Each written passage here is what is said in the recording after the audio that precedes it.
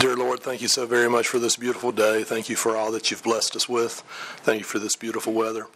Lord, thank you for the city of Hendersonville. Help us to make the right decisions, guide us tonight, and watch over us, protect us all. Lord, those people in Ukraine, be with them, protect them as they go through this time. Give mercy to them and watch over them. All this we pray in your sweet name. Amen. Lauren, would you call the roll, please? Altizer. Here. Coker. Here. Evans. Present. Hardwick. Here. Hasty. Here. Longmire. Peterson. Here. Silkwood. Here. Slattery. Here. All right, that's 9. Or I'm sorry, all 8. Thank you, Lauren. Again, we have a public hearing tonight. It's a request by the Hendersonville Hospital Corporation to approve the Glenbrook South Costco Final Development Plan and to add general retail trade and accessories uses, fuel center, car wash, and wholesale sales, the list of permitted uses. This property is located on the west side of New Shackle Island Road and on the north side of Forest Retreat Road as identified by Sumner County Tax Map 144-105. We have a couple of speakers signed up. Is there anybody that came to speak that did not get a chance to sign up on the public hearing? Just raise your hand if you didn't get a chance. Oh, He can't hear you. oh, thank you. If you did, we're doing public hearing on Costco development. If you wanted to sign up and did not get a chance, so just wanted somebody to raise their hand. We have a couple people signed up already, and just wanted to make sure we got everybody. Not seeing anybody. First speaker to sign up is Jim Waters. Mr. Waters, would you step up and? Just make a note that Beth is here. Okay. That's something I need to say. Okay, thank you. Right here. Real quick. Yeah, maybe get me before. Jim, before you jump in, Keith wants to say something. Before you jump in, Keith wants to say something right here. Yeah. I might just mention, when we read out through there, fuel center and car wash and wholesale sales as accessory uses. That car wash was on the original submission. That's why it's on here, but that has been removed, so that's not a use, although that was originally was on the original uses. I just want to share that. Thank you. Okay. Good evening, Mr. Chairman and board members. I'm Jim Waters, 244 South Burn Drive, Alderman, Ward 6. I want to say something first before I go into this to my colleague on the board. It's different standing on this side of the podium than it is up there, I tell you. There's a lot of difference. With that being said, I'm here tonight in support of the Costco development. I have received some 10 to 12 emails. They've all been very positive, no negative at all. Some said, why is it taking so long? To me, it has taken a long time. But what a change it's going to make to our community. We know it's not going to happen overnight. Let's be realistic. But I'm thinking about the next generation, What a great city that these people have to come to live in and to work. It's going to be a beautiful development. The location is fantastic. I believe it will help Forest Retreat Road. We know Forest Retreat is traveled heavily already due to the hospital. But I think there'll be plans to widen it or maybe do something to Forest Retreat. And that's a good problem to have with the traffic on Forest Retreat. And I'm also sure that the intersection of NSI will have some attention too. At least I hope so. Another thing we all need to consider and think about is, number one, tax review that's coming in, the revenue. To me, that means more, faster paving. That means a lot of things to our city that we need desperately in the years to come. Not only right now, but in the days to come.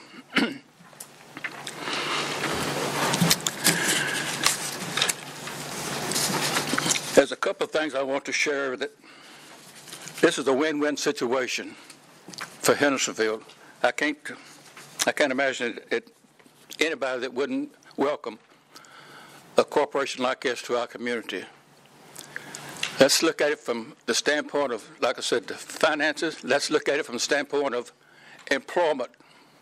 to our residents in Hendersonville. It's going to be a huge difference maker in Hendersonville. Again, it's a win-win situation. I fully support it. I thank you for your time. Thank you. Next speaker, Kathleen Hawkins.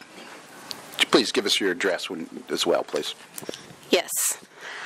Kathleen Hawkins, President and CEO of the Hendersonville Chamber. 1008 Harmony Lane is my personal, and 100 Country Club Drive, Hendersonville, is the business. So thank you so much for having me here today. And I just wanted to come and also say in favor and support of this project. When a new business comes to town or a potential business comes to town, there's two things that we look at. What does the community want? What businesses want within the community? And I just wanted to share two statistics that I analyzed and researched. The two biggest concerns, if there were any, there was an overwhelming lack of concern and enthusiasm, like positive enthusiasm, but the two concerns that did come up were, how is this going to compete with our existing businesses? You know, what is this going to mean to Kroger and Publix, and what is this going to mean to Sam's here? I did a lot of research, and what I can tell you is within 181 miles, there are 18 Costco locations, and that is from anywhere from Tennessee, Georgia, Kentucky, and Alabama. In those 18 locations, there are 15 Sam's Clubs that are in the exact same city, all within 6-mile radius. There are a few stores that are 12 or 13 miles away, but still within a very close proximity. And every single one of those businesses or cities had other grocery stores that were in the community. So competition isn't a concern. I personally, coming from Orlando, I can tell you that I had a Sam's Club and I had a Costco membership. I don't leave Hendersonville. I stay within my little four corners of the city, and I miss Costco. There are certain items that you can only get there, and I'm very excited about it. The other concern is traffic. You know, you've heard it, you've seen it. That is a concern. I can tell you that I met with Justin Corey with TriStar, and he assured me that their number one issue is wanting to keep the citizens in our community safe. You know, if they're not safe, it's their problem, and they know that. And so they've put in a lot of measures. They've had a lot of conversations. I've seen some of the plans, and I know that there are ways that we can keep them safe. And in reality, Music City Studios, which is breaking ground on April 7th here in our community, is going to bring a lot of traffic to that area. And so expanding Forest Retreat, adding a stoplight, doing the things that we're wanting to do will only help, because when we get 850 new employers in that area, they will come down that back way and they will go to Glenbrook, and we need to have the stores and the restaurants and the businesses to support them. So I encourage you to support it. The only thing that would make the citizens in this community happier is if you added a Trader Joe's with the Costco, but this is what they've wanted. You've seen it in social media for many, many years, and I encourage you to support this business coming to our community. Thank you. Thank you, girl. Any other speakers for the public hearing? Seeing none, I'm going to declare this public hearing closed. And moving on to item 4 on the agenda, is there any request for additional information or assistance from any of the commissioners? Seeing none, we'll move on to any additions to the agenda this evening that are not already on here. Seeing none, we'll go to approve our minutes from our last meeting on February 1st. Have all the commissioners have had the opportunity to review? Has there been any questions or any additions? Move to accept. We have a motion and a second. All in favor, please signify by saying aye. Aye. Any opposition? Here. Okay. Charles, we got Charles Hasty as an abstention, but everybody else is an aye, so motion carries. And now we will go on to our consent agenda. I'll let Keith address these handful of items that we have on here just very briefly. Yeah, the items that we have on the consent agenda this evening are Savannah Phase 8, Section 2, Final Plat, Villages of Stony Brook, Section 1, Phase 5C, Final Plat, and Villages of Stony Brook, Section 1, 5D, Final Plat. These are all fairly simple plats, and everything was in order, and we placed those on the consent agenda. We certainly can pull any of those off that anybody would like to get more information on. But everything is in order and ready to move forward. I'll entertain a motion to approve the consent agenda as presented. Move to group and approve the consent agenda as presented. Second. We have a motion and a second. Lauren, would you please call the roll? Altizer, Aye. Evans, Hardwick, Hasty, Aye. Longmire, Peterson, Silkwood, Slattery, Aye. and Coker. Aye. That's all 9.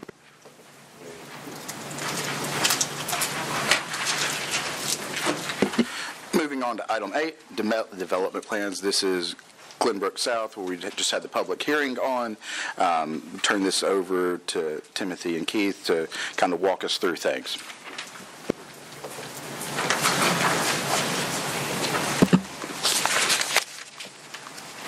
Thanks, Chairman.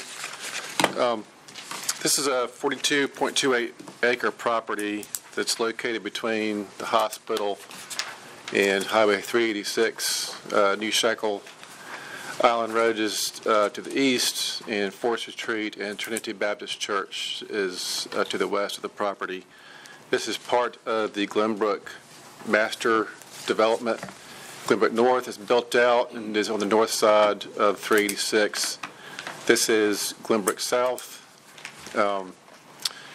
So that's the preliminary development plan that you see up there on the screen. You can see it's kind of subdivided into 2 different areas. Costco is proposing to take the west chunk of that property for a 156,308 square foot building and a member-only fuel sales with canopy that would be located kind of central at the midpoint of that property. They are requesting to add general retail trade as an allowed use on the west side of Glenbrook South. Currently, it's not permitted. They'd like to add that use, and as Keith had mentioned, that would include fuel sales and wholesale sales as accessory uses. They are requesting 4 waivers. Those waivers are outlined in your staff report, beginning there on page 5. Myself or Keith or the applicant, we'd be happy to answer any questions you have about those or anything else that's in the staff report. And they have agreed to all staff comments. Is there a representative from the developer here? Yes. Yes. Could you step up to the podium, please? Hi there. Hi. Could you introduce yourself and just kind of, if you want to add anything to what Keith or to what Timothy said? Renee Rutherford from Costco Wholesale. I work in real estate, but yes, we've been working with Keith and Timothy for the last 6 months on this, and I've agreed to all the comments. So, I think, I think we're there. Anything specific, questions-wise, or Questions from the commissioners?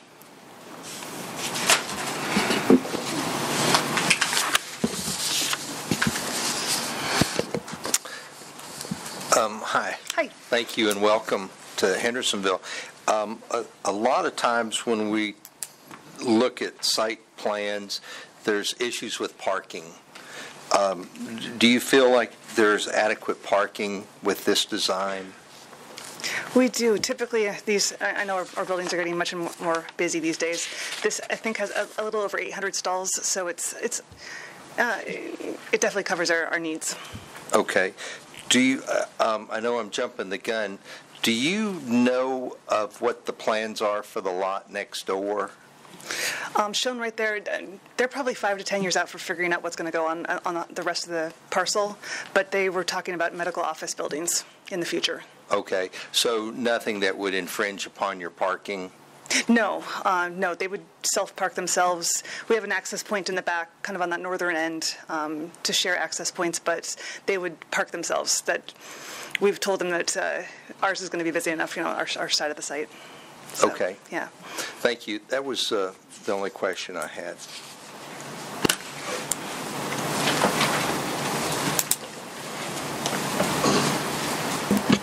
So the question I have is really more for staff and for Shane. So it's been mentioned, Alderman Waters mentioned that there's a lot of traffic on that road. Talk about the improvements to the road and what's going to happen there. And then my bigger question for Shane is on Black Friday, lots of cars, people coming in and out of there. Is there plenty of stacking? And if you have to do a fire run out of that fire station, can you handle it? And I'd like to have the opportunity to follow that up, but talk about what's the improvements to Forest Retreat Road, please. Okay. I probably would direct that to Sarah Locke, our Public Works Director, in regards to the proposed improvements to the transportation system. Sure. So the currently proposed improvements, they are proposing widening from approximately the right-in, right-out shown on the east-west Forest Retreat to the New Shackle Island intersection. They're proposing a traffic signal at their full access point. They will be adding turn lanes at the intersection with New Shackle, both on Forest Retreat as well as an additional right turn lane in on New Shackle Island. Do you feel comfortable? She's talking, they're going to have 800 parking spaces, so you could have 800 cars coming in and out there at a given time. There's Sure. plenty of room for stacking as you're trying to make those turns, and especially during heavy peak hours. Sure. So this is an FDP. This isn't a site plan, so it's not completely defined, but we have submitted the traffic impact study to third-party review with our on-call traffic engineer to receive any possible feedback that they may have at this point. Okay. And then I guess I'm interested in hearing what the fire department says about the ability to get fire trucks and ambulances in and out of that, especially during peak traffic times. And I'll let Shane answer that. One of the things you can note there, kind of right there, that box with the X in it, that's actually right at the fire station entry. And I believe that's an area that is going to have signage on the ground to where that it can't be blocked. So if stacking is occurring, that's an area where cars shouldn't be stopping. My name's Shane Nolan with the Hendersonville Fire Department. I'm Deputy Fire Marshal. If you don't mind, when we're dealing with something like this, I'd like to bring Chief Bush up on this when we're dealing with traffic and movement and all that, if that's okay.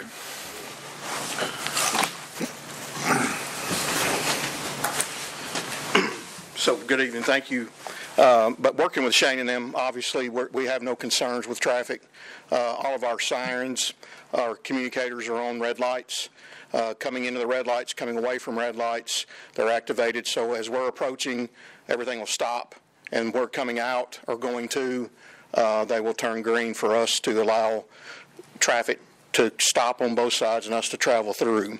Your concern with having 800 people coming in and out, we provide our turning template, as you know, as part of this, and so we will have enough access on any entranceway or exit way for us to still gain access to the building if there was to be an event at that facility. We were pretty confident we'll be able to get in and get out with no problems whatsoever. My biggest concern is not their building. I mean, metal building, not a whole lot in there. I'm not really concerned about fire.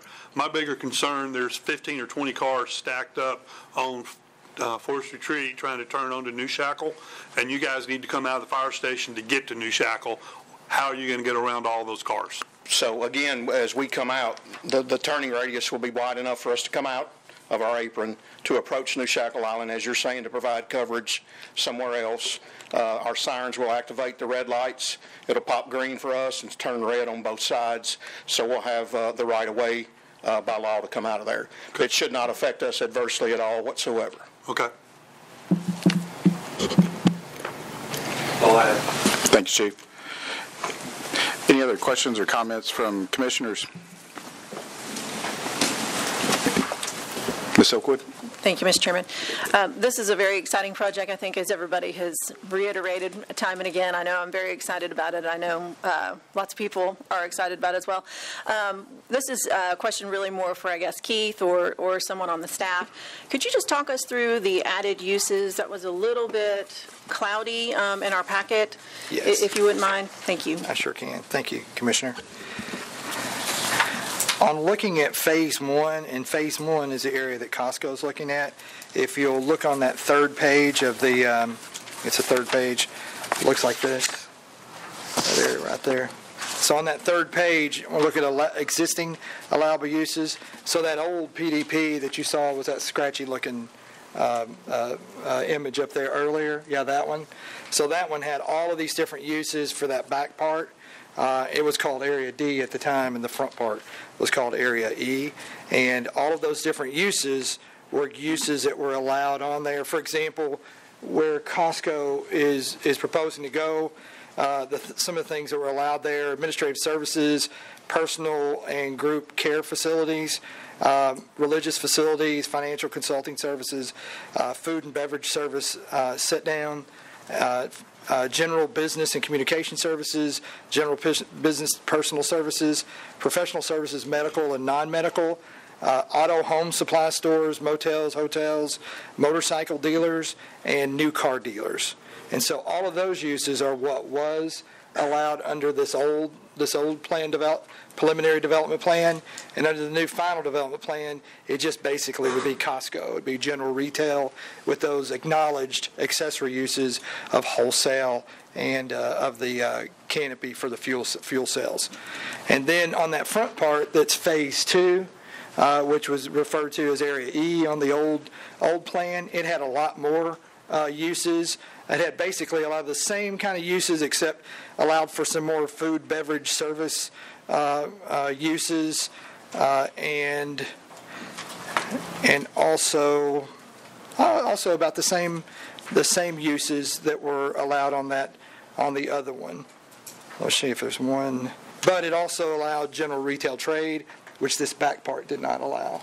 So one of the things that we did, this is old, and it's under the old ordinance that doesn't exist anymore, but because that plan development was approved years ago, whatever was intact at that time, they have the right to that. But in order to kind of clean this up and bring it all to a final development plan, then we propose these uses for the front part of this, the Phase 2 part, where the hospital is going to retain the property as potential uses. I think as the representative from Costco said, the hospital doesn't have a specific plan at this time. I think it certainly, medical office is something that I believe would probably be something that they would want to do, but a lot of these other things existed, but we didn't have specific uses that correlated to uses today. So this is really a best fit. The only thing that's just a little bit different would be I added restaurant quick service to allow a limit of one kind of a drive-through restaurant on that location. That wasn't there previously, but that's where all of those uses came from. They weren't even necessarily specifically the ones the hospital was looking for, but they didn't have a particular specific list of uses. So I was just trying to get the best fit from what the uses are right now, because the only alternative would have been to do a final development plan on Costco and then just leave this front part in the old preliminary development plan under the old ordinance, which I think would have been confusing as it developed in the future. Is that kind of okay? Thank you. Thank you, Director Free. Just sort of a follow-up question specifically on Phase 2 when I'm looking at the uses for the Hendersonville Hospital side. All of those uses look like they would fit within this new development with, sort of a glaring exception of the motor vehicle dealership. I'm just not sure, when I think about this overall FDP, having a motor vehicle dealership at that front end on New Shackle Island, on that side of it would be appropriate. That's just my thought. And that was something that the hospital didn't necessarily ask for. It's an existing use. It's allowed now. But if we can remove that, would that be acceptable? Absolutely. Okay, so maybe if we can remove that particular use, then that would take that out of the list of uses. Okay, thank you. We'll remember that in the motion. I'll remember it. Yes, I'd like to address the takeout limit 2, Keith. Yes, ma'am. Yes. So that would be like a Wendy's or some kind of a drive-through. Yeah, it could be. It could be just any kind of drive-through restaurant. But again, that wasn't that restaurant quick service limit 1. That was one I just suggested in there in this transition. That wasn't something they were specifically asking for. It's just looking at the site and with all the uses that we are allowing, I just knew that's probably there's going to be some restaurant that's going to have a drive-through. But you're saying limit 1, but this says limit 2. Yeah, that previous one was limiting to takeout.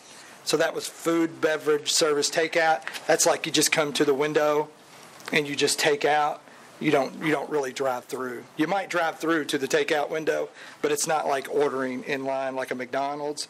A takeout really is more like a dairy bar an old dairy bar, or it could be actually McAllister's. That's kind of a modern takeout. I don't know if you've ever been to McAllister's thinking you're going to order something in line, but that's just for pickup. And so that's kind of what that is. But the things that have really changed on restaurants, quick service where you have a drive-through, since COVID, a lot of restaurants that really didn't have pickup or drive-through, are now really needing that as a part of their business. So it's kind of changed with how that is. Okay. Okay. Thank you. Any other questions or comments from commissioners? I have another question. Yes, ma'am. Over here where we're talking about the waivers, Yes. can you kind of go through that? I don't like waivers. Yes. Don't like. Yeah. I Pretty can. well known. I will go through those, and then Timothy may supplement what I have on this. I'll just go over these waivers fairly quickly. Waiver number 1 is reduce the 60% glazing requirement. When we have street-facing buildings, if you can that's fine. If we have street-facing buildings in the front of it, we want a lot of glass, not necessarily a lot of wall. But on a larger building like a Costco or a big box, any other kind of big box, it is difficult to provide enough glass, for the whole front of a large building. In this one, the required glazing minimum is 60%. Costco for their front, and they have a lot of frontage up there, is to request that waiver to a reduction down to 0.2%. And then you can see down here a little bit further, the east wall is 18%. The north wall and the west wall are 0%. And those are the ones that we'd be looking to normally have, more glazing on. But again, this is you've got a larger building facade. So it would be reasonable that it would be very difficult to meet that full requirement. And you can pull up that image of the front of the building elevation. And they've got, there isn't a whole lot of glazing on that front. But right there where you walk in and everything, you've got some within that area, but on the other parts of the building, you don't have that. They did Costco in working with us on the exterior of that front and the side that you see there.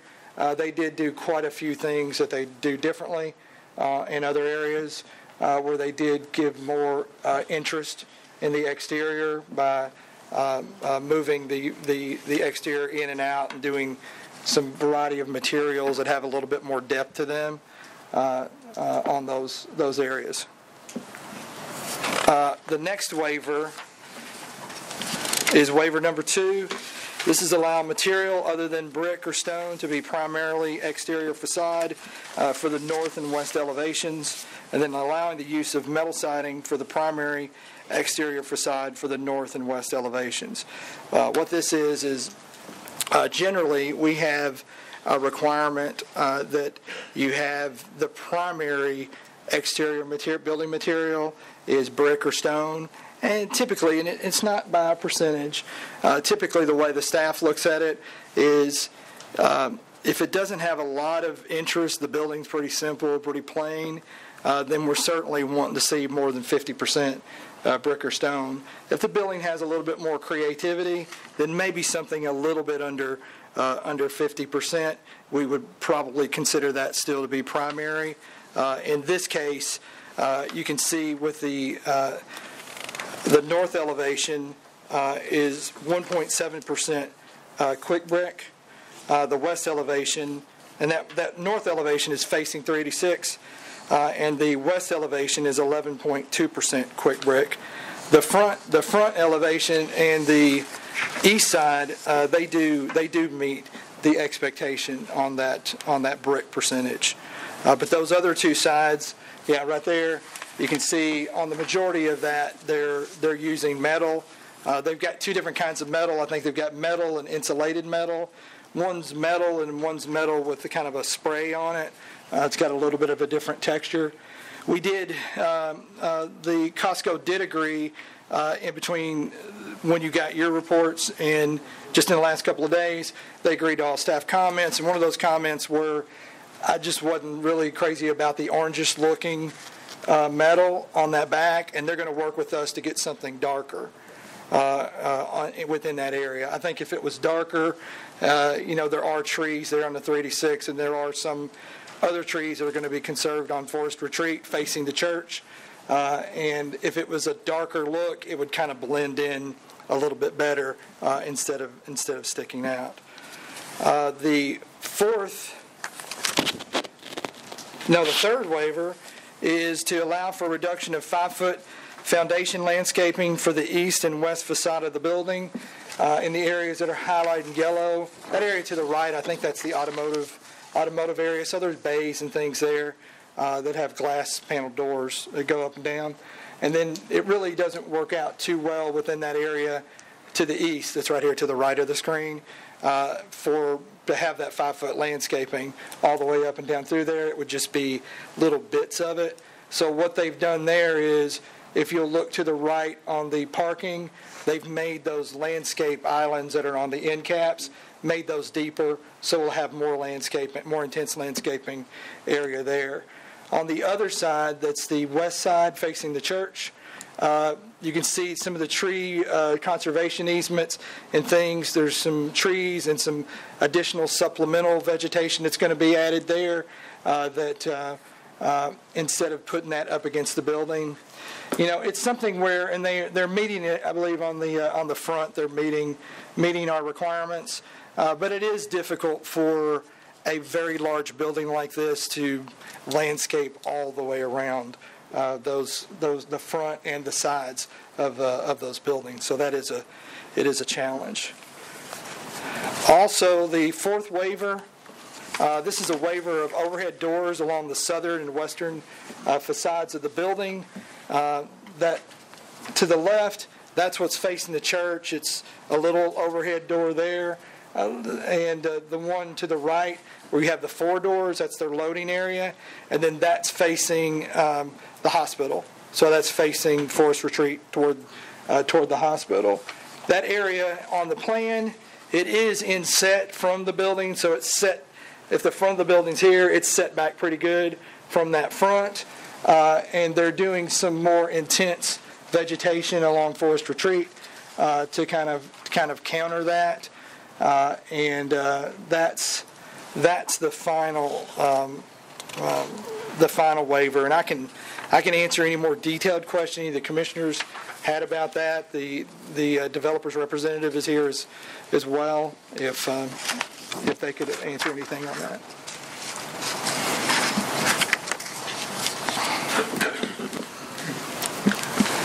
Keith, just one question. Yes, ma'am. Your comment about the 4 doors, will you show me that, please? Yes. Is it? Oh, let's back. pull that. That's a good one. So if you see that top one up there, that's what's facing the hospital Forest Retreat. That's what's facing the fire station area. And if you look on the very end down there, those 4 doors, that's where those 4 doors are.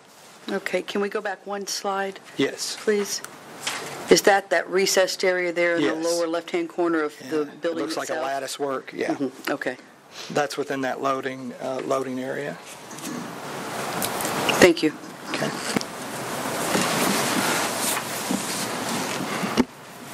Any other questions or comments from commissioners? I have a question for the developer. And Commissioner Peterson touched on parking a little bit. I just want to kind of go back to it.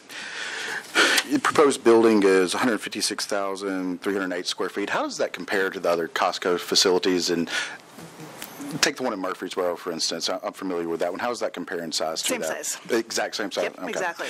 As far as parking spots, do we have the same number of parking spots? Yeah, maybe there's a difference of maybe 25 stalls, but Okay. it's quite close. Do you know I in think which this one favor? probably has a couple more. It has more? Okay. Yeah, this one has more, yeah. Okay. 750, yeah, was Murfreesboro, okay. So 50 stall difference. Okay, so you've got So- 750 in Murfreesboro for the same size building. Have you noticed any parking issues down there at the Murfreesboro facility?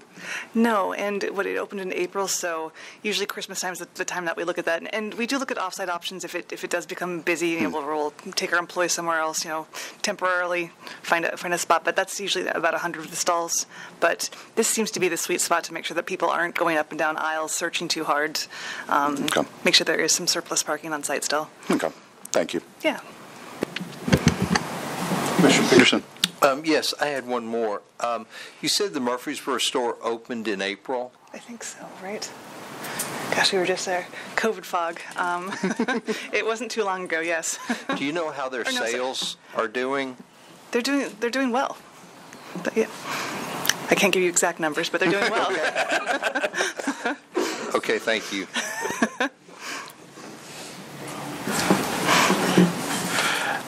Not seeing any more questions or comments, I will entertain a motion to approve with all staff comments and the removal of the new wash. the new car dealership from And the car wash. and the car wash. Thank you. So moved. We have, who was the second? I'm sorry. Commissioner Evans the second. We have a motion by Commissioner Silkwood, a second by Commissioner Evans. We'll go to a roll call vote. Lauren, would you please call the roll? Altizer? Aye. Evans? Aye. Hardwick? Yes. Hasty? Aye. Longmire? Yes. Peterson? Yes. Silkwood? Slattery? Aye. And Coker. Yes. That's all 9. Thank you. Thanks. Absolutely. Yeah, there's probably a lot of interest in this. The next steps are, this will go to the General Committee, the BOMA General Committee next Tuesday. That same evening, it'll go to full BOMA, and it'll be before BOMA on one reading, and then after that, then Costco could move forward with the site plan. And at that site plan stage, that's when we're going to get into a lot of the deep site level details. Thank you. Going to move on the agenda now. We've got 3 site plans up for review tonight. The first one is for the Highlight, and the owner, John Yeager, is the developer, the owner here as well. Going to let Timothy kind of start walking us through it, and then we'll hear from the owner, the developer. Okay.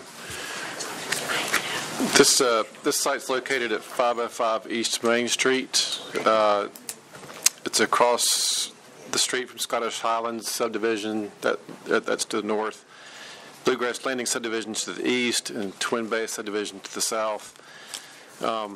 This will be a restaurant and bar going into an existing 3,000 square foot building. I should say that, yeah, this site's zoned general commercial, so restaurant is a allowed use by right in that zone. They're going to be adding some decking around the existing building. We'll be adding a stage, and in the rear, 3 independent outdoor kitchens underneath a pavilion. So I think there's been some interest in this, how we look at the stage. The stage will be for outside entertainment for the customers of the restaurant. It's considered an accessory use. And the way staff looks at that is when we're determining if it's an accessory use or not, we ask, is it customarily incidental to and subordinate to the principal use? Live entertainment is customarily accessory to a restaurant use, whether it's indoor or outdoor. And we also look to see if the accessory use is really the predominant part of the business, or is it secondary to it? So we look at, is it drawing traffic in and of itself? Is it are they doing ticketed events? Is there parking that's kind of swelling outside the boundaries of the site? All those things can be indicators of something that has gone from a secondary use to a primary use, and we can address that in the event that ever happens. We have talked to the owner about this, and they've assured us that this is for customers of the restaurant. It is not meant to draw in anything beyond those boundaries.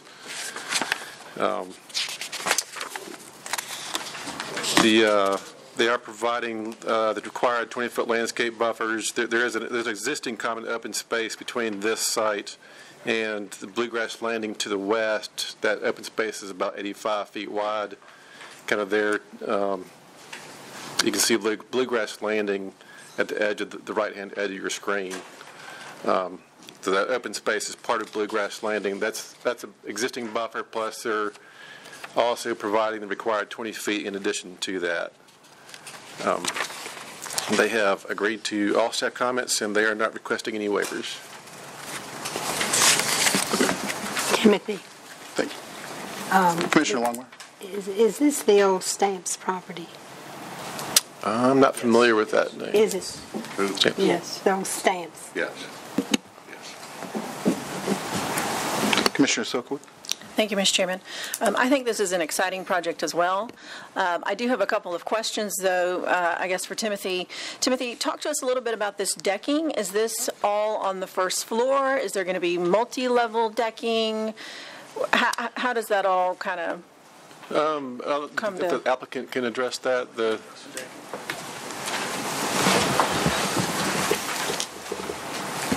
Hi, Paul Jones. I'm from Powell Architects, an architect for this job. So the decking, do I need to give my address?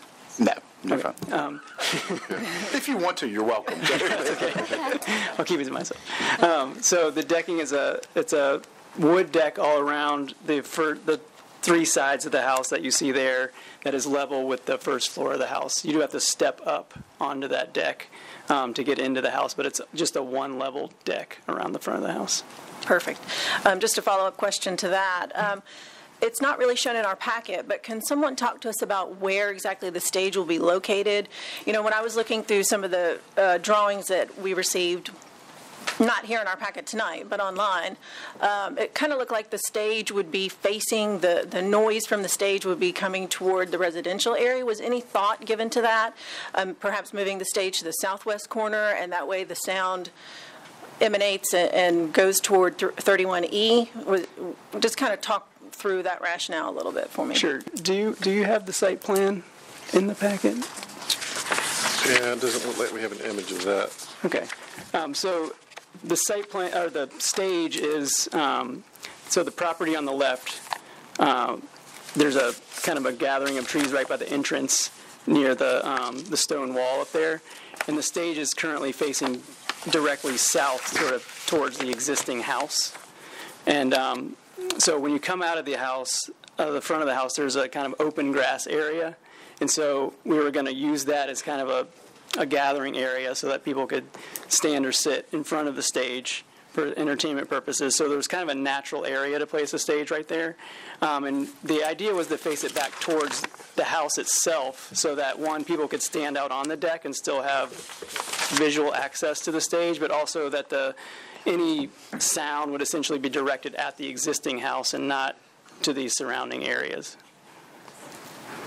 Thank you for that. So it's going to be pointed more toward the existing house That's and correct. not toward sort of the neighbors. On some of the site plan drawings and whatnot I saw, it looked like it was sort of angled out toward some of the neighbors and not toward the existing building. So I just wanted to, I'm always concerned about noise and the neighbors, and, there's an ordinance for time the band has to stop and all of that, but still you do become concerned. Okay, thank you. Yeah, that's the intent, and we can, tilt the angle if there's some concerns. If it's not directly at the house, we can look at that further in the site plan to kind of rotate it a bit if that's an issue. Just for the benefit of the audience, what we're passing around up here is actually the layout where that stage is, so you know what we're looking at up here. Well, let's ask. Commissioner Longmire, I think, has a question. Yeah, I would like to say I had a call on this from someone who was very concerned about the fact that the noise might be going into the neighborhood.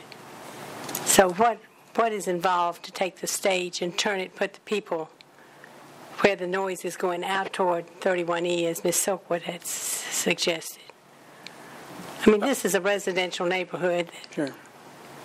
Yeah, we would have to, I guess, relook at the site plan and just try to determine a new spot for it. Right now, it kind of just fit nicely into that area. And one of the main issues, like I was saying, is for the ability to utilize that front deck and kind of walk out from the house and be able to access the stage or visually.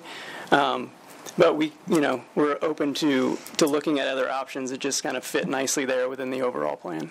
Well, all in all, I mean, I think it's very nice, but I think we have to think about our neighborhoods. Those people have been there for a long time. Sure. It's a very quiet neighborhood. It's pretty much what I refer to as a dead-end neighborhood because you don't go anywhere when you go in there. You've got to come back out or cut over to the next dead-end neighborhood. Mm-hmm. So it's really pretty quiet. Yeah. And it's very disturbing when you have noises that are going on a regular basis. If it was an occasional thing, it's different. So where I understand what you're saying about utilizing the space, I think it's more important to think about the people that have been there for a long time, letting you have what you want, but trying not to interfere with their lives. Yeah, we understand that, and we can definitely take that consideration more into account. I think there will be obviously specific hours that it would operate so as not to bother the surrounding areas necessarily at late or early hours. But do you want to speak? Yeah, sure. Hi there, Cal Gentry with Civil Land Company. Just talking with Mr. Yeager about the stage itself and the placement. If you looked at the site plan, we could take that and flip it 180 on the other side of that little seating area where it does point back out to 31, if that would make the commissioners more at ease. It would serve the same purpose. Are you talking about like in that area in front of the parking? Yes, sir. Yes, sir. Or even a little bit more out, just wherever staff would feel like that would address the comments. The equipment that Mr. Yeager is going to use there, the sound level falls off after about 150 feet anyway. We were trying to aim it towards the house, but we can flip it and go back towards 31, which it'll drown out anything. If that would make... I think anything that is done to try to preserve the neighborhood as it's been, and even though the noise may not exceed, I think our limit is 11 o'clock at night for noise. Oh, sure. But that's too late for most people. And I think we were talking about shutting down well in advance of that. Yeah. And the other thing I'd like to say is that when you live in your neighborhood, you don't necessarily want to hear what it is that's going on where you are. The people that are there love to hear it. But whether you're flipping a burger on your grill or you're sitting there talking to your friends, you don't really want something else to interfere with your life. Yes, ma'am. That's all. Thank you, Commissioner. I'm going to try to go in order. I noticed them. I think Commissioner Silkwood was up next. Okay, thank you, Mr. Chairman. Keith, Mr. Free has graciously shared a more detailed site plan with me, and I can see it both ways. I see where you're coming from. You're trying to direct the sound at the decking, which is surrounding that front portion of the house that faces 31E. So I don't know. I'm just kind of speaking, but just off the cuff. But I don't know that we necessarily have to move it to that back corner. I think that would be ideal. But at the same time, I wouldn't want that to cause a problem and all the patrons not be able to hear the music if they're sitting outside. Would you be okay if we worked with staff to rotate it? That's what I was going to say. Yeah, I would be happy, I would agree to let staff work with the developer and try to figure something out that works for everybody. Because I do see where you're going with the decking and where the stage is, but at the same time I agree with Ms. Longmire that we don't necessarily want it directed, at the neighborhood and disrupting the neighbors as they're trying to utilize their yards and space. So that was my comment. Yeah. Director Free? Yeah, I think if we could work to do that, I think what it is about the stage is it's okay as an accessory use, a limited accessory use, but probably even if you're not intensifying the use to clearly move it to out of an accessory use to what the full, to a higher level use, I think people being disturbed by the noise will then press us on looking at that closer and closer. So I think the better strategic location where it can absorb more without, disturbing the greater neighborhood would be positive. But that at some point, if the staff determined that it crossed that line, or that, we're having like concerts every night and, and that kind of thing versus a low level kind of a thing, then we would have to look at that it's moving out of the accessory use. Yeah, very, very agreeable with that, yes. Commissioner Hasty? Yes. I live not very close to this, but in Stony Brook. And there occasionally where Bluegrass Country Club has outdoor events. And they have music. And I could hear it very well from where I'm at. If you've got a bandstand there and somebody playing the drums, it don't matter where you've got the front of that bandstand. The neighbors are going to hear it. Because that sound just radiates. And you can't funnel it towards the house and keep it to where that residential neighborhood can't hear it.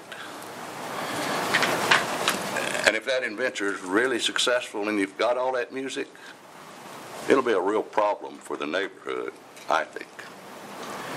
That's a piece of commercial property that's kind of out of character with the neighborhood. And I really think there are other commercial uses for that property that would be much more amenable and consistent, or not as interruptive to the neighborhoods. And that's not the only outdoor use you got. All your outdoor dining and whatnot, you're going to create, I think, what could be a disruption for the neighborhood. And for all that, I can't support the project. Thank you. Commissioner. I think next, Mr. Olshauser. Well, I want to mirror some of what the others have said. The complaints that I got from the neighbors, too, were all about the noise. And all of them are concerned about it, having to hear it, nighttime. I know we have ordinances in place, but they don't, not everybody goes to bed at 11 o'clock at night. A lot of them go much earlier. So with that being said, I am concerned about the neighbors. Most of them were there long before this venue was coming forth. So those people have a right to be heard, and I'm just, speaking what I have heard. And I would also speak, if it was me living close to one of those houses, I would be like Mr. Hasty. It's a noise that's not normal, and it's a different noise, and you would hear it. You'd be very keen to it. So, Commissioner Evans.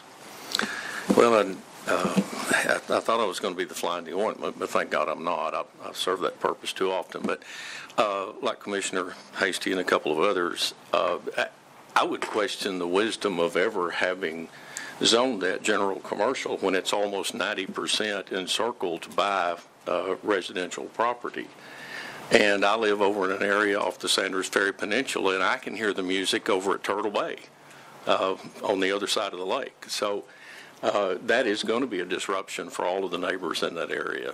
I just don't think that's, I'm sure it was rezoned so that the old Stamps house could be used for a commercial purpose. I get that.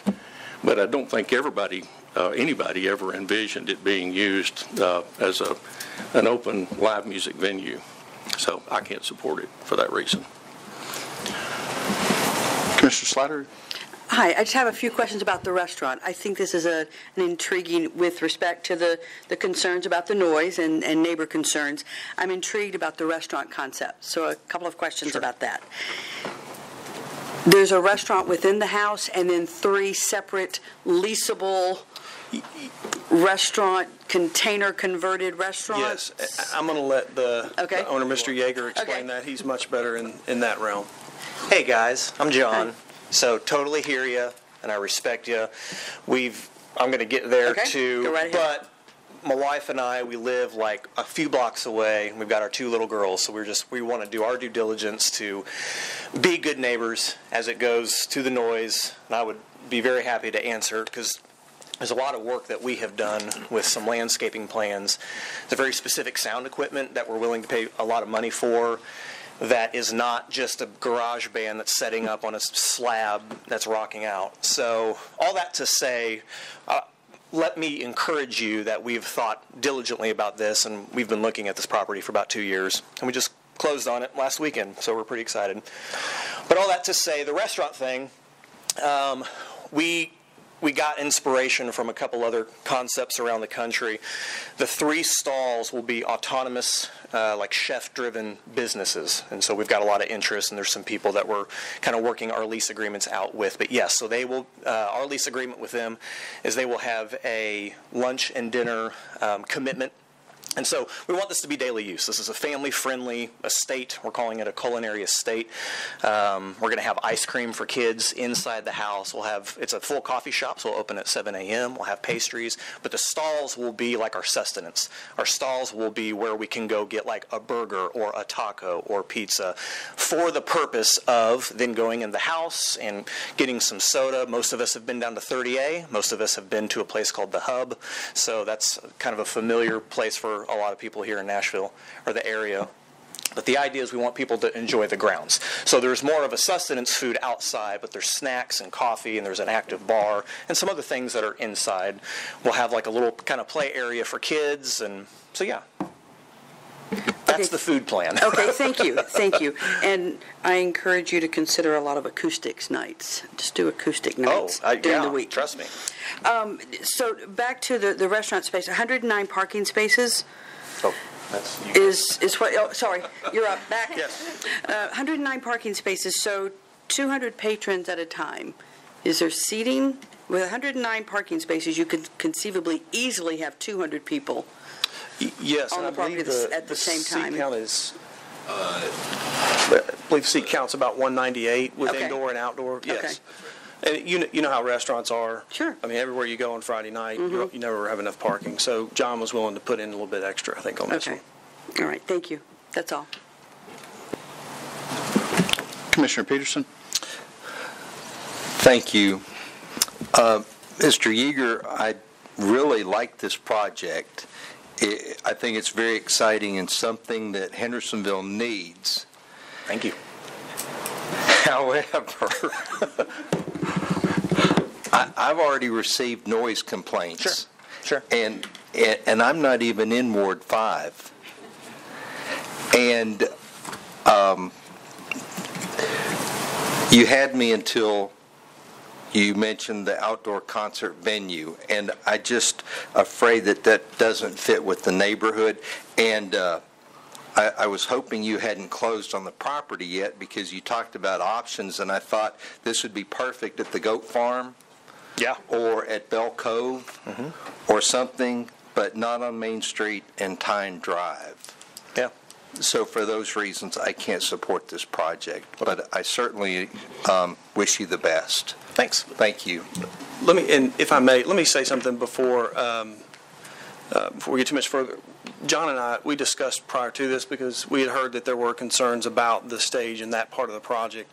If the project is not something that the commission will support because of that component, we're willing to pull that component out of the project so that the restaurant, which is really what he's here to do, so that can proceed. So if it's the will of the commission, if you want to make a motion along those lines, that is not a must-have for him to be successful on this site. If that helps, it sounds like maybe that'll help with a lot of the concerns that the commission's having. So leave that to your will. Mr. Harvey. So that was going to be one of my questions: is does the music part have to be a piece of it, or can the restaurant stand on its own? Very it much sounds like it can stand on its own. Yes, sir. It was just another fun thing to do there on the site. But we hear what you're saying, and it makes sense to us, and it's fine with us if that comes out. I love the outdoor music. Would love to go. Sounds like a fun place. Would love to take my family there. And I'd love to see more outdoor music and places to do that, especially there's plenty of places in Nashville. Would love to see some up here, but I also hear what the neighbors are saying. But if you guys are willing to pull that and it can stand without it, then maybe that's the way we go and everybody's happy. Right. Commissioner Hasty? What's the restaurant seating capacity on the interior? It's 7 or something like that? Yeah, with the deck included? Well, inside is on the interior level 1 is 92, I believe. 92? 92. Occupancy wise. And the exterior? The exterior deck, occupancy wise, is I want to say it was like around 120 some, 130 some, depending, That's counting the area that we're seeing here. Oh, the outdoor kitchens, that's a whole nother, I can't remember right off the top of my head, but it was similar in that sort of potentially. We have shown 60 seats, and that's how the parking was calculated in the kitchen pavilion area. The reuse containers provide food just for this area, or they're going to be going back and forth inside and all? The whole site, yeah. It's a lot of outdoor activity for wintertime. Well, there's also the interior of the house as well. Now, the interior, it's a bar also? It will have alcohol sales. Alcohol sales, yeah. Both in there. I don't know how you're going to get 92 seating inside that house, but I guess you can. It's a square footage calculation. It's not necessarily that's not how many seats we have inside. How many seats you got inside? I can't remember off the top of my head. It's 30 to 40 anyway. Yeah. I think it was 44. There's a difference between seats for bodies and fire marshal sort of occupancy, life safety calculation as far as so. Sound like you got an awful lot of parking for that number of people. I would just clarify. There's two different kinds of occupancy. Planning, the zoning ordinance looks at parking based on the square footage of the building. So it's one space per 100 square feet of the primary building, plus all the square footage of the 3 kitchens, plus they're required to provide 1 parking space per 4 outdoor seats in excess of 20. So you get 20 outdoor seats for free. Mm-hmm. Everything in excess of that, 1 per 4 seats. And that's how this required parking is calculated. When he's discussing occupancy, he was talking about codes has their occupancy calculations. It has nothing to do with parking. That's completely separate. So that may have caused some confusion. Yeah, sorry. But yeah, we have 195 occupants, which generates the parking count. I think it's 195 seats, or that outdoor that is part of what generates the parking count. The required, my comment and question is, I'm okay with having a little too much parking because we've got too many areas in town where we don't have enough parking. So if we've got a little extra somewhere, I'm quite okay with that. Yeah.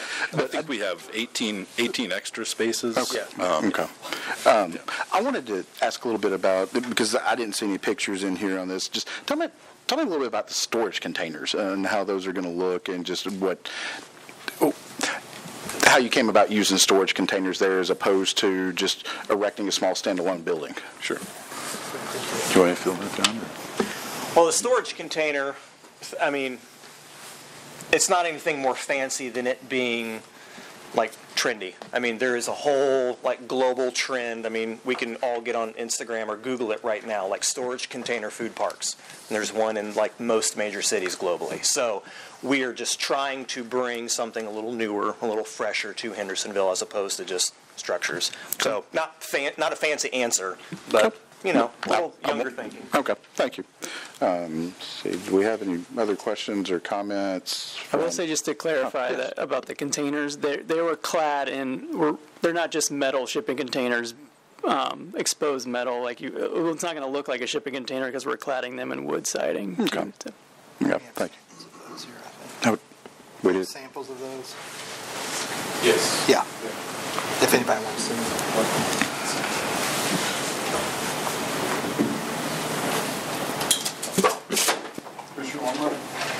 Yeah, I'd like to ask again a little bit about the interior part of the house that you say 44 and 92.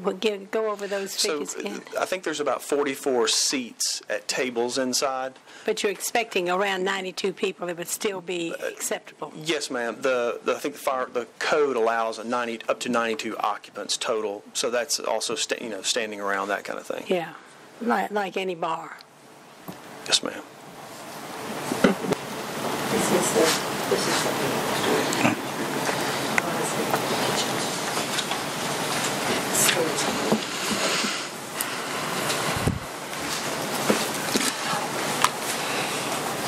So how large are these storage containers? 40 foot. 40 foot by what? 8. 8 by 40? Yes, ma'am. And part of what they're doing is they build the kitchen inside that and then just bring the kitchen and they... So you've got like a galley kitchen inside? Yes, ma'am. And then yes, ma'am. Okay. And so then there's a window or a serving area. People order, they come up, pick it up, go back and yes, ma'am. Sit wherever they're going to sit or stand wherever they're going to stand. Permanent food truck. Yeah. And we've got 3 different areas like this with one somewhere close to each container. Yes, ma'am. And the goal there is to have kind of 3 options to eat from when you go there, because if you're like my family, when you say, where do you want to go eat, everybody wants to go different places. So you'll have more than one choice here on this site. Didn't used to be like that. I know. Life was so much simpler. I agree. So like this area that we're looking at right here, is that where people would go and sit to eat? Yes, ma'am. They could sit there or they could go back up to the house on the deck or inside. And what would be the capacity of each one of those? I think there's about 60 seats under the tree, about 40 or plus or minus inside, and then the remainder on the deck up to whatever the 195 is total. I wish we had a top down. Yeah, there's 100 seats plus or minus on the deck, something like that. Mm-hmm. Commissioner Stoker. Thank you, Mr. Chairman. So I think I read somewhere in the packet that there would be sort of rotating chefs coming through the outdoor pavilion, the outdoor kitchen, and sort of have different cuisine come through, and it would be sort of a gathering place for people to go and try new things. Is that correct? I'll let John speak to that. Well, it's not rotating as in like every week or every month. I mean, we're going to sign lease agreements, but those lease agreements might be like 5 years, and then at that point. But yes, the idea is to bring more chef-curated food, so it's not like Applebee's that stays for 30 years, right? So we want to bring in new talent. Right, something a little more interesting. Correct. So I support this project, and Thanks. I really think that, with the removal of the stage, or at least, I mean, in my view, turning the stage to face Main Street, this project should move forward. I think that this is not probably the exact best fit as far as this parcel goes, but there really isn't a lot of food restaurant options down that way. There's Sonic, and that's about it. If I can speak to it, our motive, why? Because I've been looking at this property for 2 years, and I hear the concern, but the Stamp family has reached out to us with immense thanks. From my perspective as like a restaurateur, it's like we didn't want to put something that we felt was this maybe creative or out of the box in a strip mall. We also felt that didn't fit, and there's not a lot of options for us to go, but we know that this, the city is exploding and the density is getting more, right? So we felt like we were doing the honoring thing by like not tearing down the house. We want to keep the rock wall. We intentionally chose this on purpose. So granted, we want to be good neighbors, but if, again, motive, it's like we want to go in and just I don't want a car wash to knock that place down, right? I live down the street. So it's like, let's at least kind of revive it. And then the Stamps reach out to us and like, thank you, So anyway, that's where we're at. There's been a little formal talk as we're kind of gone through this and had a vetting, and I'll kind of remind folks this is improved use on this, but I wanted to give the commission an opportunity to kind of just talk through everything, because this is something new and something unique from Hendersonville. But what I would ask, would you be willing to formally put in to request that staff remove the stage on that as part of the approval? Sure. Okay. Yeah. Okay. Yeah. I mean, again, it was an added benefit of being there, but if it's not working for everybody, sure. Okay. Thank you. Any other questions? Commissioner Hardwick? No, I was just going to make a motion. Oh, okay. You're getting ahead of me there. So I was going to entertain a motion that we'll let you do this. So. Entertain a motion that we accept it with all staff comments and that the stage be removed. Okay. Second. We have a motion and a second. Ms. Berry, would you call the roll, please? Altizer? Aye. Evans? Aye. Hardwick? Yes. Hasty? No. Longmire? No. Peterson? Yes. Silkwood? Yes. Slattery? Yes. And Coker? Yes. All right, that's 7 and 2. It passes. Thank you very much. Thank you. Next on the agenda is Rhythm Chrysler Dodge Jeep Ram dealership, their site plan. Kick this to Timothy and Keith. Tell us a little bit about what we're going to be addressing. This will be a 18.6 acre, it is an 18.6 acre site that's west of Center Point Liquors, stretches west to the western boundary of the city along Massacre Creek. It is zoned general commercial currently, so a new car dealership isn't allowed use by right. This will be the site for Rhythm Chrysler Dodge Jeep Ram. It will consist of a 54,767 square foot building and 1,106 parking spaces. They are requesting 3 waivers. Those are outlined in your staff report starting on page 3. And myself or Keith or the applicant would be happy to address any questions you might have. They have agreed to all staff comments. Will the applicant step forward just to podium in case anybody has any questions, please?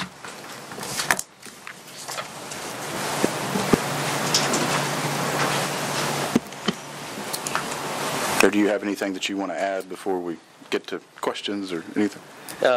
We're excited to be part of the community. We understand this is kind of the new gateway to the city. I think we've worked with staff so far, Keith and Timothy, on there's some things asked of us, an ornamental fence across the frontage on Main Street, and I believe a Hendersonville sign up front. So I think we've been working with staff on that front and just excited for this project. Commissioner Silkwood? Thank you, Mr. Chairman. Can someone talk me through the ingress and egress for this facility? Again, it's not really shown in our packet here on paper, but in some of the other plans that I saw, it appears that there's a way to come out the back onto Centerpoint Road. Is that correct? Like, you don't just have to turn off of Main Street 31E to get in and out. Did I see that correctly? Yes, that's correct. Okay. Yeah, the egress points, we're going to, you can come in off of Main Street, but then go out, per the traffic study, it's going to be difficult to turn left back toward Rivergate. So we are going to stripe out an island to basically tell people in signage to turn left, no left turn, right only. We'll also try to encourage customers to exit out the back toward Centerpoint.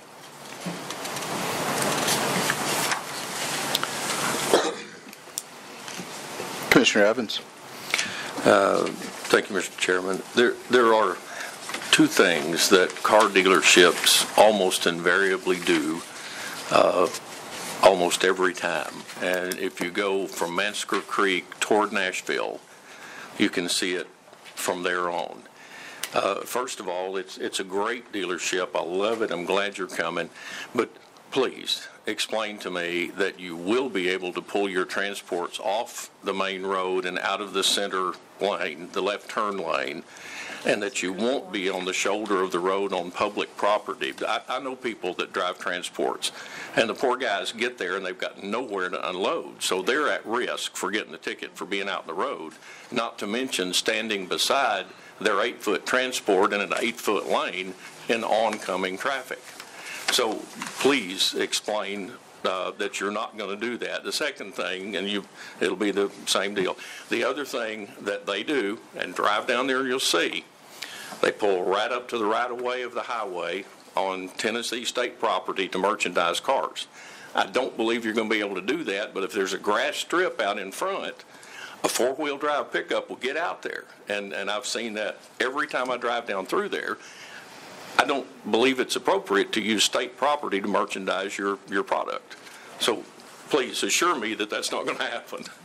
We've thought about this site plan in depth. Barge has helped us out. We have, towards the back of the dealership, there's a wide open area for transfer trucks and haulers to unload and load. That's a problem that we deal with at existing facilities, and we definitely wanted to take care of that here. And I hear your concern about cars parking on the right-of-way. Our intent is not to have that. We have a couple of display pads up on Main Street, and we are also planning kind of a little rock formation, but that will be on our property, not on any right-of-way. And just as a follow-up, you'll see at each of these dealerships when they were built, they had those turnarounds also where the semis could come in and get out. But y'all know as well as I do that the more inventory you got, the more selection you've got, the easier it is to sell a car when somebody comes in. So what most everybody does, they park all over the turnarounds, and the semis still can't get in. So please assure me that you're not going to do that. We can assure you that that was one of the main concerns with this site plan, is the area behind the dealership and making sure we have enough access back there. So that was taken into account, and we have every intention of doing that. Thank you. Commissioner Slattery. Thank you, Chairman. Hi, I just want to talk a little bit about waiver number 2. I'll just be real transparent. I am not a fan of garage doors of any kind facing Main Street, and 7 of them. And I'll say that they look great in these drawings, but I would imagine they'll rarely be closed during operating hours. So, is there no other option to place them from the side? So the service drive shown here on the left, those 3 overhead doors, those are actually high-speed doors, so they automatically go up and down. Okay. I think it's in 3 seconds, something like that. Well, chop anybody in half. Okay. They do have sensors and everything to make sure they don't come down on cars or people, but They are full vision, full glass. Okay. And, those will be closed during business hours. Okay. So it's going to be conditioned space inside, really trying to improve the customer experience there. Okay. So what's happening in that end of the building behind those 3 rapidly moving doors? On the left-hand side. So in the service drive, that's where the customer will drive in. That's just where you receive? Correct. Okay. Just where we receive, the customer will drop off their car. They'll be greeted by an advisor. And after that, the car will be taken out back to the shop. But in this, there's not going to be any work done. Okay. On the right-hand side, those are actually accessory bays. And what we tried to do there is mimic as close as we could to storefront doors. So we have the anodized aluminum frame and full glass. No heavy work will be done in those bays. This is really for you buy a new truck or a new Jeep and you want to put some accessories, rims, things like that.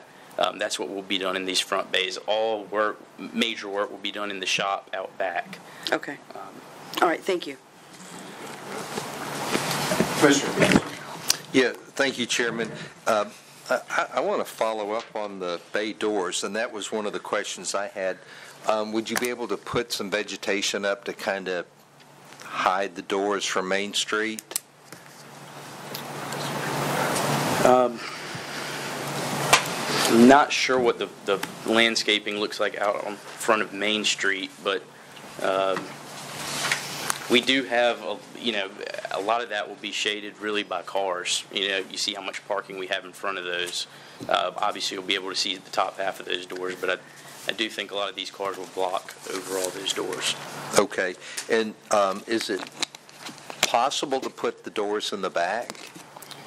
We do have doors on the back side of the building. However, those are, that's for actual work being done. If staff and the board really has an issue with those overhead doors facing the street, this is really what we're trying to display our retail and show that we do accessories and things of that nature. But if there's a real problem with that, I'm sure we can discuss and come up with another solution. Okay. Well, as a owner of 3 Jeeps, we're excited that you're moving to Hendersonville. And Timothy, I've got an environmental question for you. Mansker Creek floods a lot. Is there any issues with this property going underwater after a heavy rain or prolonged rain? Sarah Locke would be the best person to answer that question. So this site, no, not at this time. Previously, it was in the floodplain, and they did have those issues. But actually, this last year, they went through a process with not them specifically, but the owners, previous owners, I guess, went through the process with FEMA doing a letter of map revision, and they filled the site to meet FEMA's requirements, and that this entire site has been removed from the floodplain. Okay, good. That's reassuring. I appreciate that. Thank you. Yes, sir. Commissioner Silkwood? Thank you, Mr. Chairman. Just to talk a second about waiver number 1, the increased outdoor lot lighting beyond the maximum 10-foot candle lighting on the site. And, I just kind of had a little aside over here with Keith, and he's reassured me that actually is going to result in better lighting for the car lot, which I am always a fan of more lighting at night. So I would firmly support that. Thank waiver you. 1. We did have some conversation with Keith and Timothy, and with this being the new gateway to the city, if you will, we kind of did want to brighten up the area, and we're really excited about turning this area into something substantial and that you guys would like. Commissioner Longmire? Yes, let's talk about waiver 3. Your material other than brick or stone? Yes, ma'am. Talk about it. We're trying to juggle a lot of things here. The motor companies have a certain image that they like to see. We do too. I understand that. I think we've come a long way from our initial submittal. I think we've really tried to incorporate brick on both the service drive side, the accessory bay side, and on both sides of the rhythm entry tower. We also tried to do a different color brick on the lower, a water table, if you will. I think it was 2 feet tall. So kind of a darker and a lighter color in contrast. And we tried to incorporate kind of what the motor company would like to see, as well as the fabric of Hendersonville, if you will.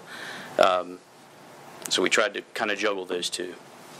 So what you're doing is asking for a reduction. Yes, ma'am. In just the brick and stone. We still incorporated it into the overall plan, just I wouldn't say it was the primary material on the front elevation. So Timothy, right now, it should be what percentage? Well, I think Keith had explained, primary, we're looking for at least greater than 50% for, to be brick or stone or artificial stone. So secondary would be something, below that.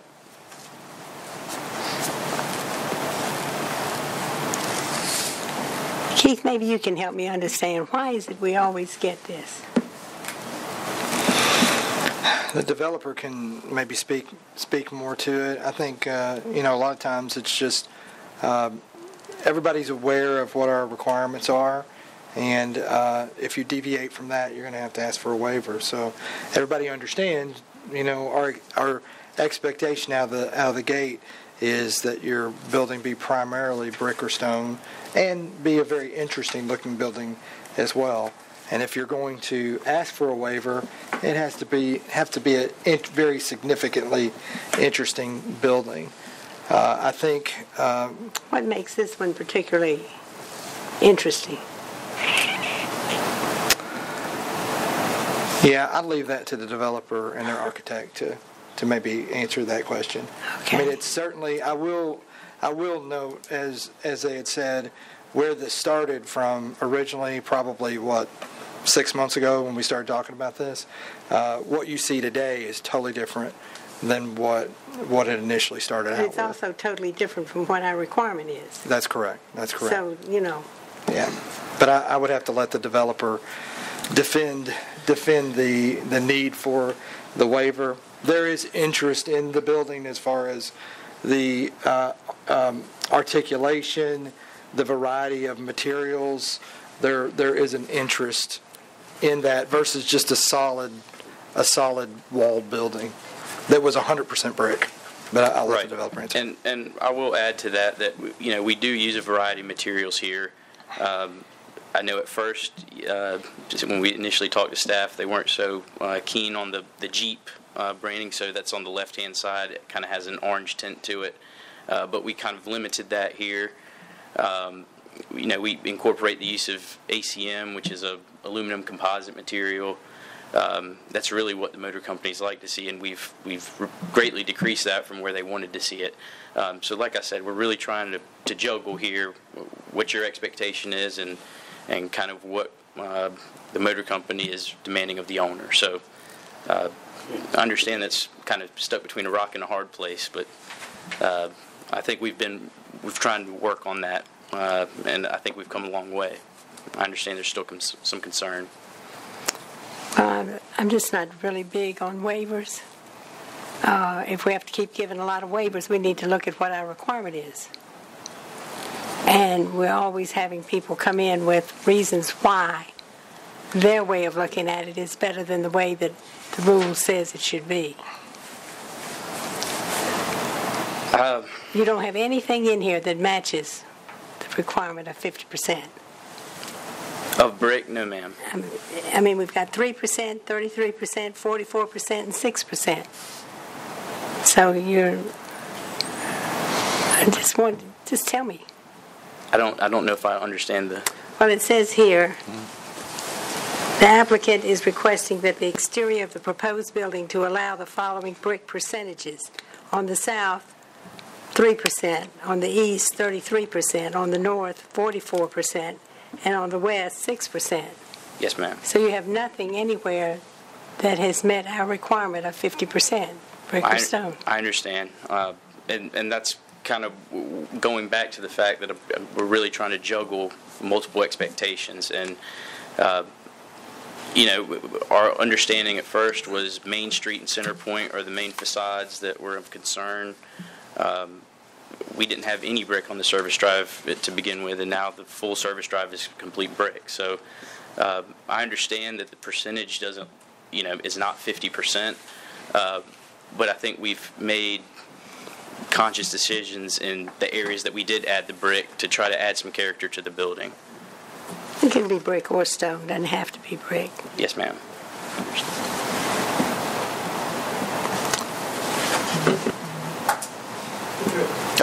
Timothy, I want to go back to something the comments you made a moment ago when we were kind of talking about this.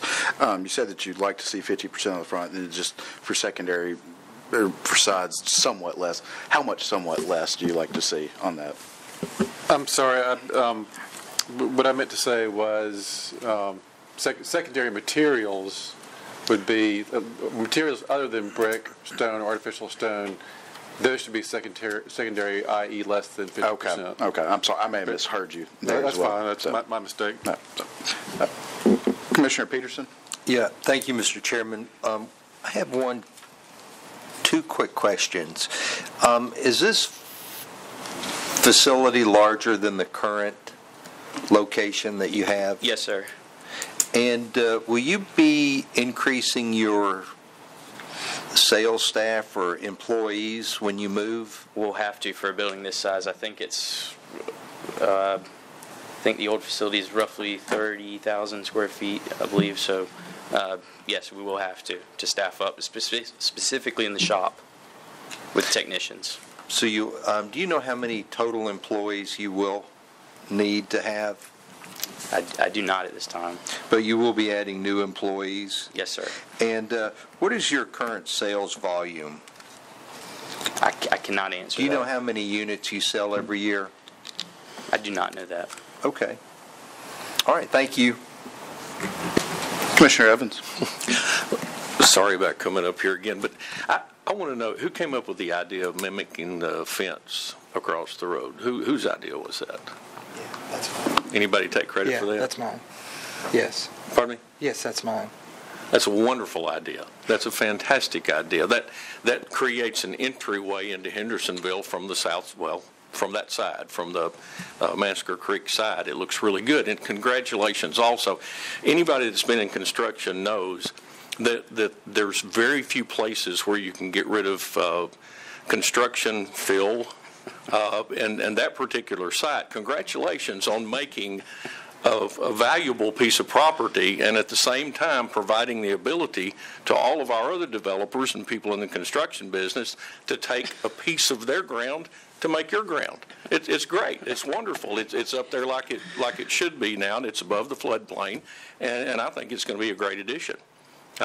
Congratulations on doing that. I do appreciate that. And I will add on some of the comments about the brick or stone, so that fence does incorporate some more stone. I know it's not on the building facade, but it'll be what you see from Main Street. Yeah, that is something where that wasn't necessarily a requirement. That's something that we suggested that they do to try to offset some of this with not having as much brick on the building. So that was one of those things. One thing, though, that I might want to mention that I didn't catch in the staff comments is probably maybe adding one more column in that long expanse. Okay. Right here on the left, if that would be okay to do as well. I don't think that should be an issue. Fine. Okay. And there isn't I don't believe, there's not a city limit sign, right, Timothy, that's included that I'm aware of. That was my misunderstanding then. Okay. I thought it was a... We'd be happy to consider that, but I don't think that's in there. Okay. So thank you. So seeing no more commissioners with questions or comments, I'm going to entertain a motion to approve with all staff comments with the addition of the one more fence post that was just described. Column, thank you, that was just described on that. Absolutely. Sorry, and I was remiss in one comment through staff comments as well. I just wanted to make sure, if you haven't already, to initiate the process with TDOT for your driveway permit. They'll need to approve all of those improvements. So that was That's all. Sarah, do you want us to add that as a staff comment, or you just wanted to make sure that they knew that? I think it was good just to. Okay. So I'll entertain a motion to approve with all staff comments and the additional column on the fencing. So I make the motion to approve the project with all staff comments and with the waivers as have been presented in the column. Second. We have a motion on the floor in 2 seconds. I'm going to ask Ms. Berry to call the roll. Altizer? Aye. Evans? Yes. Hardwick? Yes. Hasty? Aye. Longmire? Yes. Peterson? Yes. Silkwood? Yes. Slattery? Yes. And Coker? Yes. That's all 9. Thank you for your time.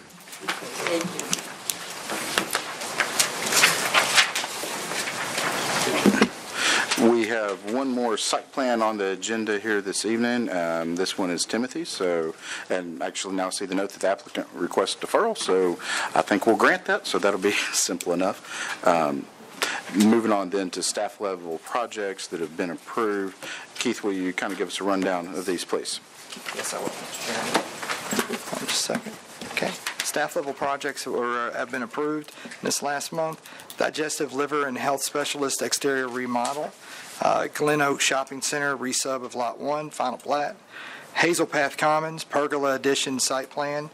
Safari Car Wash awning addition site plan. They've made quite a few improvements over there. This is an additional awning that they're putting on there. Staff level projects that are pending.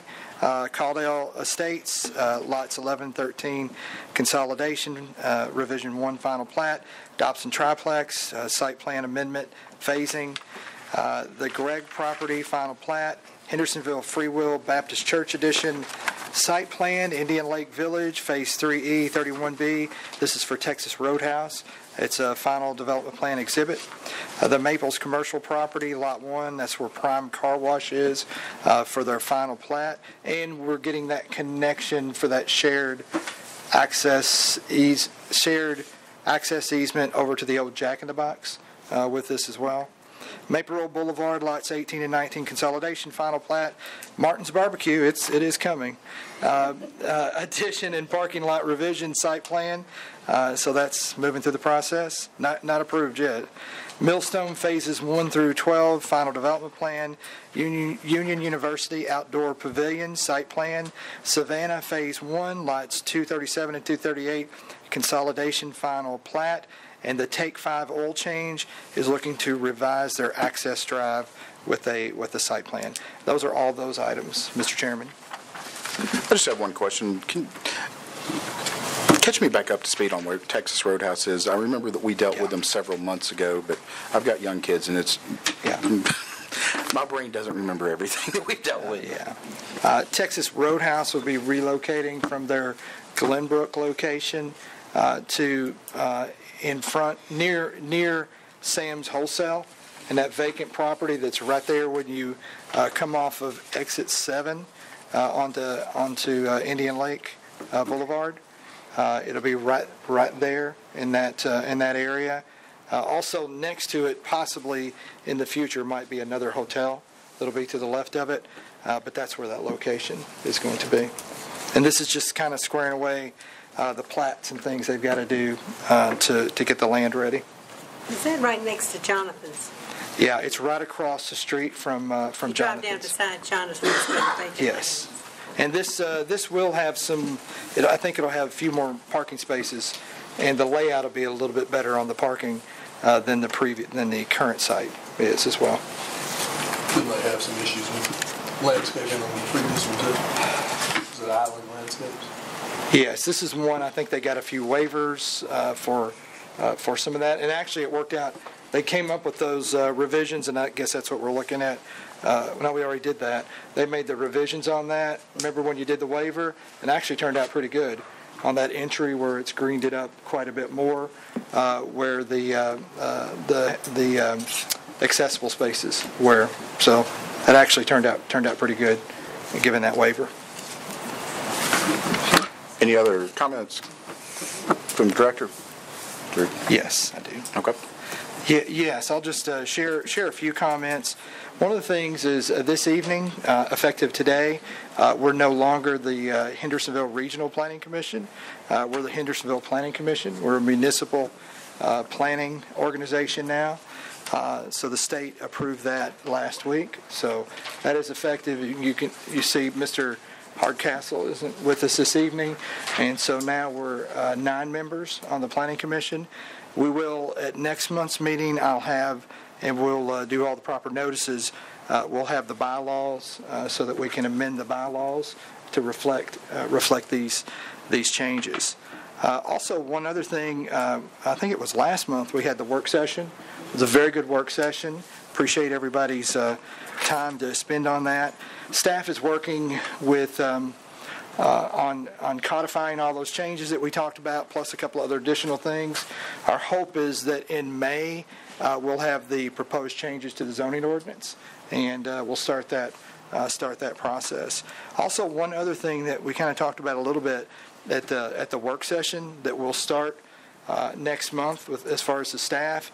What we'll do is we don't necessarily recommend projects for approval, but one of the things on some site plans that meet all requirements and aren't requesting any waiver, there'll be items that we'll actually put in the staff report that the staff is recommending approval and everything is in order, and we'll put those on the consent agenda. And then when we do that, if we have something on there, it's still going to have a staff report and everything. If anybody wanted to pull it off to discuss it, it could come off of the consent agenda. And I think that'll kind of help some things on some of the things that are a little bit more lower level that, are clearly things on site plans that really need to be voted yes on, and kind of get that clarified. But the only way it'll go on the consent agenda is the following things. It meets all of the requirements. There are no waivers requested, and in addition to that, the planning staff is comfortable with it. If it doesn't meet any of those 3 things, then it will not be on the consent agenda. And I think by doing that, then also it will hopefully, on some of these waivers that we get, especially where we just get one small waiver, then it'll have an opportunity for applicants to, if they can just go ahead and fix that waiver and not have a waiver and everything else is in order and we're comfortable with it, they could potentially get it on the consent agenda and actually get a recommendation from planning staff. So we're going to try that, and we'll just try that for a couple of months, see how that works. And we've had consent agenda in the past, but not in this kind of way. It was just things would go on the consent agenda on a large agenda, just so there were fewer things that we had to discuss. Also, let me think of one other thing here. I think that's everything that we have as far as the volume of what's going on. Last month I reported we have a lot of activity going on in January, and we had even more activity going on in February. So the total single-family building permits was a record high 41 in January. It's 44 in February. So when you hear that number, then that's a lot of activity going on in our building codes department. And then that's also a lot of activity and permitting that's going on in our planning department as well. So, and I can answer any questions that anybody had as well, Mr. Chairman. I'd like to make a comment. I know I'm doing a lot of that tonight, but we seem to be doing a lot of waivers. I hate to keep referring back to the Hobby Lobby project, but we talked about waivers or not waivers necessarily, but parking requirements for that project. We talked about a lot of metal that people are using tonight instead of bricks. We're talking about quick brick, which as far as I'm concerned is wearing your COVID mask down on your throat. It makes the appearance of bricks, but it really isn't brick. So I don't know what we're doing except doctoring up what we're trying to accomplish. I don't know necessarily why we don't like metal. Maybe that's something that y'all could help me understand. But if we're approving more metal and less bricks, then maybe we should look at our regulations, much like maybe we should look at our parking regulations if ours are so much different than Metro's, for example. But maybe that's some work session stuff that we could talk about, and or at least give me a call and explain it to me. Yes. Maybe I just need a little more information here. And it is challenging, and we have these pre-development meetings, and Costco, all the applicants tonight, we've had multiple meetings with them over several months and expressed to them, hey, this is what the requirement is, and they all understand what the requirement is, and some of them feel very strongly that they really need a waiver for whatever reason. I think it's a real challenge to, if we just got rid of a lot of our requirements, especially with brick and some of those different things, we'd have less waivers, but I think we would just end up with real blocky-looking buildings that were very boring. And then what this does is, by having this primary material being brick or stone, then it's forcing it that, if you don't give us something that's creative in place of what we're asking for, then it gives more leverage for the Planning Commission. Well, you have a negotiation lever to use when you have a higher brick content that you've got to negotiate back. You can get something else. I get that. Yeah. But if we keep giving waivers, I'm a stickler for rules. Right. Every time you change the rules for one person, the next person expects it. And I just think we're getting ourselves into a box here with some of that. And one of the things, and me and the staff have been meeting on this as we're talking about these changes to the zoning ordinance, and we're looking at waivers and maybe looking at trying to define those a little bit different. Where maybe it's not necessarily, and it's not just a semantic thing, but it's not really a waiver. It's, here's the different ways you can meet this objective. Which one are you picking, and are you executing it properly? So that's one of the things that we're looking to do. But when we have a site plan and the exterior on the design review, if it is not meeting, and we make this very clear to the applicants, if it's not meeting the expectation and you're not willing to bend to meet the expectation and you demand a waiver, then you very well could justifiably get turned down for your site plan because you're not meeting design review. If you meet all the design review and you're not asking for any waivers and it's a site plan, then typically you should vote yes for that, unless there is a specific reason for, to do that, because a site plan isn't rezoning or a planned development. It's pretty clear these are what the requirements are, and you've got to meet those. And then, we've had instances where we've had developments, simple developments that meet all the requirements, but they're not that spectacular. But they didn't need a variance and they didn't need a waiver. They met all of the very minimum standards, but they just weren't very, they didn't really look like they met the bar of what we kind of expect. But I think we need to make sure to maintain that high level bar, because once we let that go down, even for the lack of just we don't want to do a waiver, then there it goes. I mean, one goes, here goes another one, then we approve it. And it's not really about whether we approve of waivers or not. It's the totality of what we're looking at. And if at the end of what we're approving, that's a good-looking project, and it's a good-looking project that will stand the test of time, then that's okay. Even if it needed 6 waivers, that's okay. But a very lowering our standards to where nothing needs a waiver and anything goes, that would be a detriment, and it would be not just a detriment to the trust of our community, but it would be a detriment to all these people we've held this high standard to, and they've paid out money to do this extra stuff because that's the Hendersonville way.